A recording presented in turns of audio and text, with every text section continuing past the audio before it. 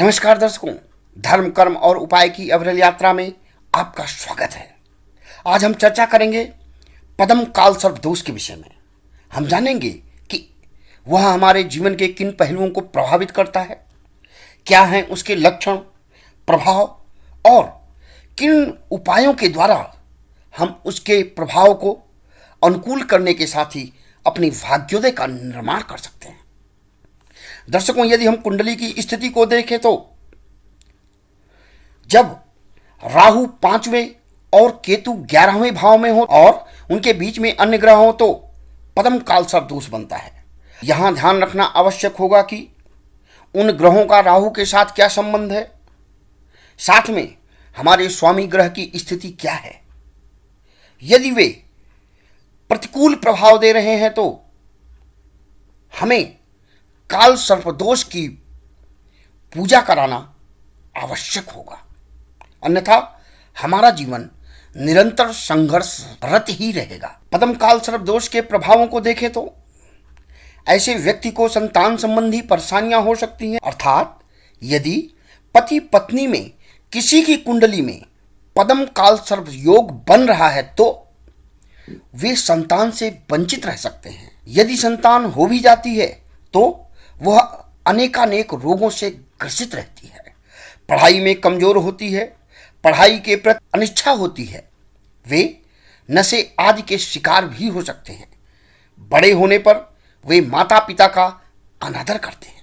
इसलिए पद्म काल सर्प दोष से प्रभावित लोगों को अपनी आयु के 18 वर्ष से पूर्व ही काल सर्प दोष की पूजा अवश्य करानी चाहिए, अन्यथा उनके साथ ही उनकी संतति को भी इस प्रभाव का शिकार होना पड़ेगा। ऐसे लोगों को भगवान शंकर के साथ ही माता काली की पूजा करनी चाहिए। शादी से पूर्व काल सर्प दोष की पूजा कराना अत्यंत ही आवश्यक है।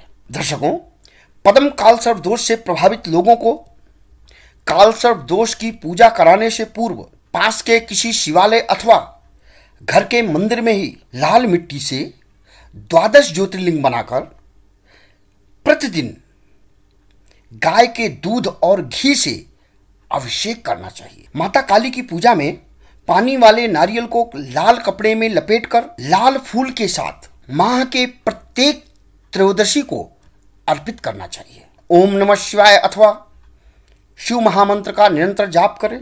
1 लाख जाप पूरा होने के पश्चात जो घर में आपने शिवलिंग बनाया है उसी शिवलिंग के समीप तांबे के नाग और नागिन बनाकर रखें और काल सर्प दोष की पूजा करवाएं। पूजा के पश्चात उन समस्त सामग्रियों को बहते हुए जल में प्रवाहित कर दें। ब्राह्मण को भोज कराएं, लाल गाय को रोटी खिलाएं।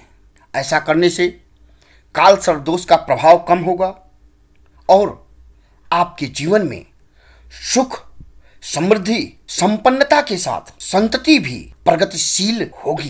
दर्शकों, कल हम बात करेंगे महापद्म काल सर्प योग के विषय में। हम जानेंगे कि महापद्म काल सर्प योग हमारे जीवन को किस तरह से प्रभावित करता है, क्या है इसके लक्षण और किन उपायों के द्वारा इसके प्रभाव को हम कम कर सकते हैं। तो दर्शकों, पद्म काल सर्प दोष के विषय में आज की जानकारी आपको कैसी लगी, कमेंट बॉक्स में अवश्य लिखें। यदि कोई सलाह लेना चाहते हैं तो अवश्य संपर्क करें। हर दिन की नई नई जानकारी व धर्मशास्त्र के जीवनोपयोगी गूढ़ रहस्यों को जानने के लिए हमारे साथ बने रहें। हमारे चैनल को सब्सक्राइब करें, शेयर करें और अपने अपनों को जोड़ें। आपका कल्याण हो।